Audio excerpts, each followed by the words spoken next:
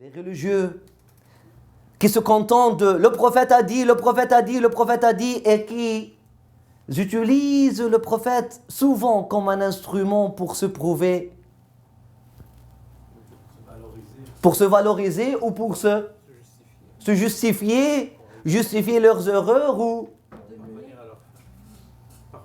parvenir à leur fin ou dominer ou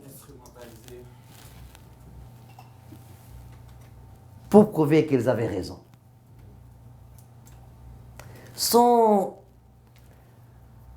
aucune tristesse, sans que la pensée même qu'ils devaient être un peu tristes parce que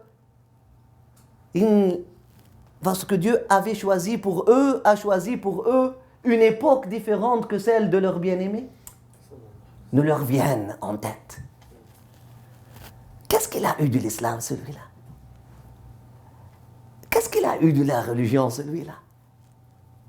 Celui qui prie, qui jeûne, qui utilise la religion comme un instrument pour prouver son excellence, pour se montrer mieux que les autres.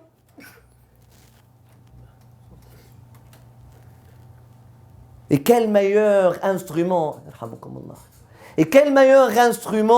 pour un sataniste que la religion de Dieu?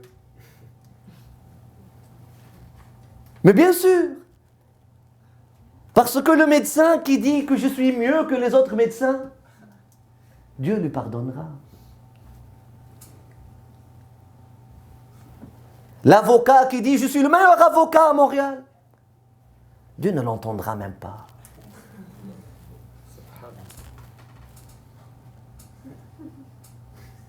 Un déconnecté, c'est un déconnecté. De toute façon.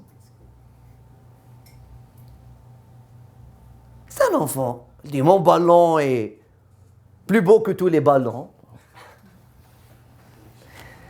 Mais celui qui pense être connecté à Dieu et qui se proclame ou qui se réclame d'un genre ou d'une certaine connexion avec Dieu et qui utilise la révélation que Dieu a faite descendre pour l'élever et qui utilise la personne que Dieu a faite envoyer pour le purifier et le guider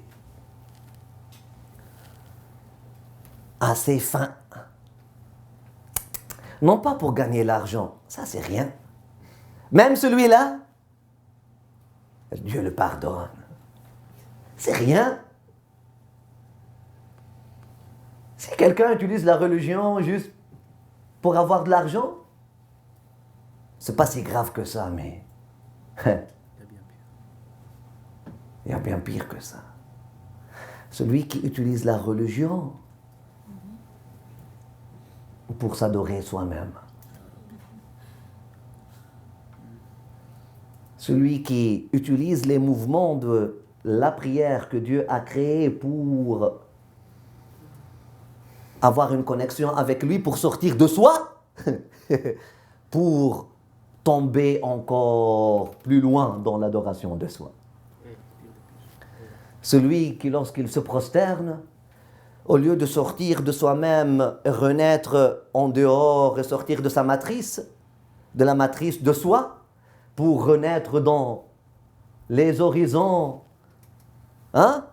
célestes, les horizons divins, celui qui utilise ce même geste, dans la forme, il se prosterne dans la direction de la Kaaba, mais en réalité, il se prosterne devant lui-même. Et à chaque fois, il dit, louange à moi, j'ai prié. Louange à moi, j'ai fait. Louange à moi, j'ai aimé. Même l'amour.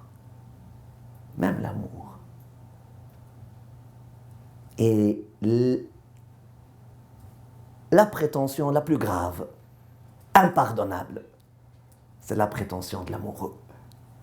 De celui qui prétend aimer alors qu'il ne sait pas c'est quoi l'amour.